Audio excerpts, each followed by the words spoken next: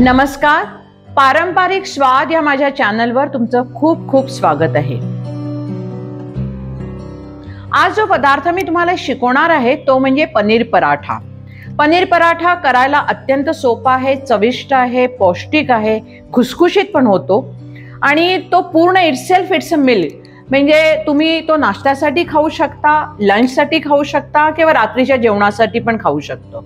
तर चला आपण बघूया साहित्याकडे. हे पनीर आहे.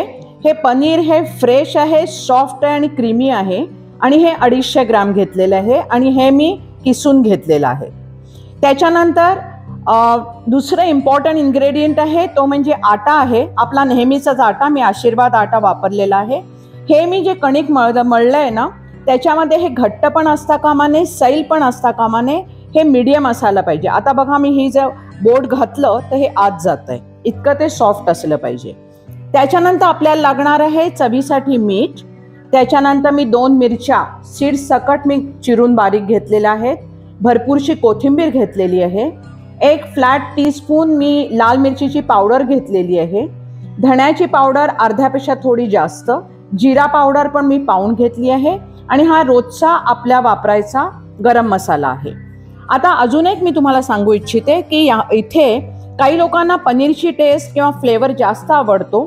त्यांनी फक्त त्याच्यामध्ये मीठ, मिरची आणि कोथिंबीर घातली तरी पण छान लागतं. पण तुम्हाला जर मसालेदार हवा असेल तर हे सगळे जे मी मसाले आता दाखवले आहे ते ह्या 250 ग्रॅम पनीरसाठी पुष्कळ होतात. बरोबर मिळते, परफेक्ट असं ते मेजरमेंट आहे. तर आता मी काय करणार आहे, मी हाताने हे सगळं मिक्स करणार आहे. कारण आपल्या ह्या पनीरला बघा, पनीर केवढं फ्रेश आहे आणि त्याच्यानंतर प्रत्येक कण त्याचा एकमेकांपासून वेगळा झालेला आहे. हे तुम्हाला दिसत असेल. हे आता मी ह्याच्यामध्ये काय करणार आहे, हाताने छान मिक्स करणार आहे. कारण प्रत्येक कणाला हे सगळं लागणं अतिशय आवश्यक आहे. आता हे मीठ आहे, ते मीठ छान मी हे करून घेते, त्याला मिक्स करून घेते आहे. हे झाल्यानंतर मी ह्याच्यामध्ये आपला लाल मिरची टाकते आहे. ही लाल मिरची पण छान मिक्स करून घेऊ. त्याच्यानंतर आहे धण्या जिऱ्याची पावडर, ती पण छान मिक्स करून घेऊया. त्याच्यानंतर आहे गरम मसाला. ह्याचा सगळ्यांचा इतका सुंदर वास सुटला, इकडे तोंडाला माझ्या आता पाणी सुटायला लागलेलं आहे. आणि त्याच्यानंतर ही मिरची आणि कोथिंबीर, मिरची आणि कोथिंबीर हे सगळं छान मिक्स झालेलं आहे आपलं. हे बघा किती छान मिक्स झालंय. थोडं खाली लागायचं राहिलंय, ते पण मी छान मिक्स करून घेते. हे हाताने आपण आरामशीर सगळं मिक्स करू शकतो. हे छान आता तयार झालंय, मिक्स झालंय. अच्छा, आता मला तुम्हाला काय सांगायचं आहे की ह्याच्यामध्ये जे स्टफिंग असतं ना ते आपलं नेहमी जास्त ठेवायचं असतं. मी स्टफिंगचा समजा मी हा आता एवढा गोळा घेतलाय ना, हा आपल्याला तुम्हाला दिसतो एका पराठ्यासाठी हा गोळा पुरेसा होतो. ठीक आहे. तर आता आपला हा जो कणकेचा गोळा आहे ना तो लहान असायला पाहिजे. हे बघा कणकेचा गोळा आहे तो मी खूपच लहान घेतलाय, म्हणजे त्याच्या अक्षरशः मी निम्मा घेतलाय. निम्म्यापेक्षा स्लाइटली मोठा आहे.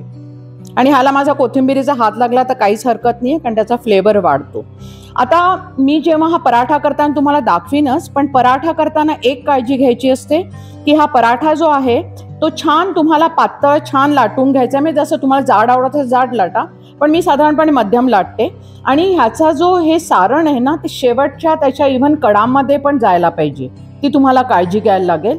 आणि मग करताना तुम्ही त्याच्यावर तेल घालून करू शकता किंवा तूप आवडत असेल तर तूप घालून सुद्धा तो तुम्ही स्लाइटली फ्राय किंवा आपण ज्याला म्हणतो की छान दोन्ही साईडने ब्राऊन कलरवर आपल्याला करून घ्यायचा आहे. अजून एक गोष्ट म्हणजे मी जेव्हा पराठा करते तेव्हा मी नेहमी कणकेचा वापर करत नाही, मी मैद्याचा वापर करते. कारण त्याच्यामुळे काय होतं, लाटणंही सोपं जातं आणि तो जो मैदा आहे तो बिलकुल कणकेला चिकटत नाही. हा एक त्याचा फायदा आहे. तर आता मी तुम्हाला तिकडे स्वयंपाकघरात ते करून दाखवते. आता दुसरा पराठा मी कसा करते ते दाखवते. मगास एवढीच मी ही कणिक घेतलेली आहे, कणकेची गोळी घेतलेली आहे आणि आता त्याच्यामध्ये मी ह्याचा गोळा करून मी तुम्हाला लाटून दाखवते कसं करायचंय ते. मगाशी मी सांगितलं तसं मी मैदा घेतलेला आहे आणि आता ह्याच्यामध्ये मी ते स्टफिंग करणार आहे. हे बघा, हे असं करून हे छान असं बंद करायचं. हे काळजी घ्यायची की हे जे सारण आहे ते अजिबात बाहेर येता कामा नये. हे बघा, हे असे लाटताना आपण जेव्हा बंद करतो ना तेव्हा पण काळजी घ्यायची की ह्या पूर्ण गोळीमध्ये पण बाजूला पण ह्याचं जे सारण आहे ते पोचलेलं आहे. आता मी ह्याच्यामध्ये छान त्याला मैद्यामध्ये घोळणार आहे. तोपर्यंत हे बघा, माझा पराठा हा ब्राऊन व्हायला लागलाय. बघितला काय सुंदर रंग आला ह्याचा. जरासं तेल घातले, अर्धा टीस्पून, पण त्याचा काय सुंदर रंग येतो बघा. आणि हे बघा, ह्याचा जो गॅस आहे तो मी मीडियम आणि स्लो ह्या दोन्हीवर ठेवते आहे. हे बघा काय सुंदर आलेला रंग त्याचा. आता मी तुम्हाला लाटून दाखवते आहे. हे बघा आरामशीर होते. एकदा तुम्ही त्याला मैदा लावला की पूर्ण ती लाटून होते, कुठेही पोळपाटाला ती चिकटत नाही. आणि आपला हा तयार होतोय ना पराठा, तोपर्यंत आपला हा पहिला जो मी तव्यावर घातलाय ना तो पराठा तयार होऊन जातो. म्हणजे दोन्ही गोष्टी सायमल्टेनियसली केली ना, बघता बघता हे सगळे पराठे होऊन जातात. अजून थोडा व्हायचा, मी थोडा गॅस वाढवते. मी लाटत होते म्हणून मी हा स्लो केला होता. आता ह्या पनीरचा आणि मसाल्याचा खमंग वास पूर्ण घरामध्ये पसरलेला आहे. हा आता तुम्हाला इथे पण दिसेल, ह्या कडापर्यंत सगळा मसाला पूर्ण गेलेला आहे. सुंदर पराठे झालेत. त्याचा सोनेरी रंग आलेला आहे आणि हे खुसखुशीत पण आहे आणि चुरचुरीत पण आहे. मागून चुरचुरीत आहे, समोरनं खुसखुशीत आहे.